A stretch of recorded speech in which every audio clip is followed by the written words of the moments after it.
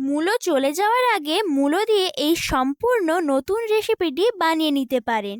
এটি খুবই চটজলদি ও মুখরোচক রেসিপি। এই রেসিপিটা বেশিরভাগ বাড়িতেই হয়ে থাকে। এটি খুবই পুরানো রেসিপি। নমস্কার বন্ধুরা, মুখরুচি রান্নার চ্যানেলে আপনাদের সবাইকে স্বাগত জানাই।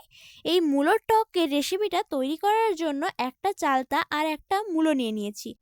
এবারে মূলো আর চালতাটাকে কেটে নিচ্ছি। দেখুন, মূলোগুলোকে এইভাবে কেটে নিয়েছি গোল গোল করে, আর চালতাগুলোকে কেটে একটু থেতো করে নিয়েছি। আর নিয়েছি গুড়, নারকেল কুড়া। এবারে একটা কড়া বসিয়ে নিচ্ছি। কড়ার মধ্যে বেশ কিছুটা পরিমাণে জল দিয়ে দিচ্ছি। আর এই সময় গ্যাসটাকে হাই ফ্লেমে রাখতে হবে।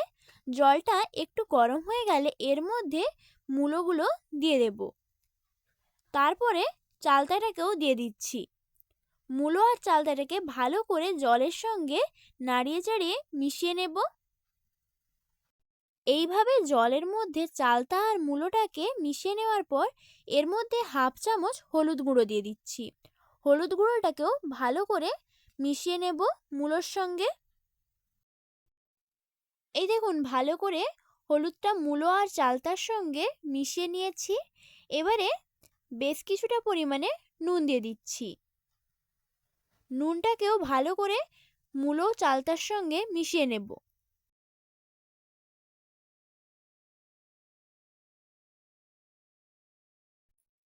এবারে এদিকে একটা তড়কা প্যান নিয়ে নিয়েছি।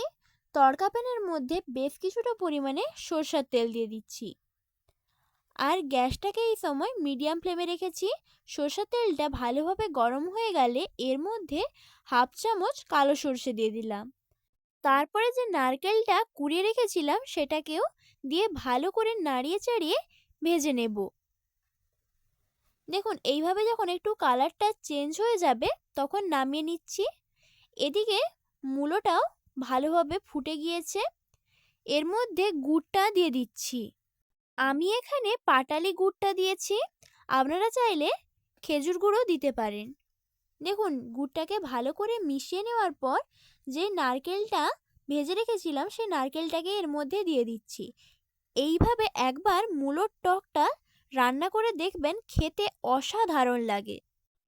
আপনারা চাইলে টকের মধ্যে গুড় না দিয়ে চিনিও দিতে পারেন, তবে গুড়টা দিলে টেস্টটা আরও সুন্দর আসে, তাই গুড় দিয়েছি। এবারে গ্যাসটাকে অফ করে টকটাকে একটা পাত্রের মধ্যে নামিয়ে নিচ্ছি। দেখুন কত সহজে মূলোর টকের রেসিপিটা তৈরি হয়ে গেল। এই রেসিপিটা যদি আপনাদের ভালো লেগে থাকে তাহলে লাইক এবং কমেন্ট করবেন।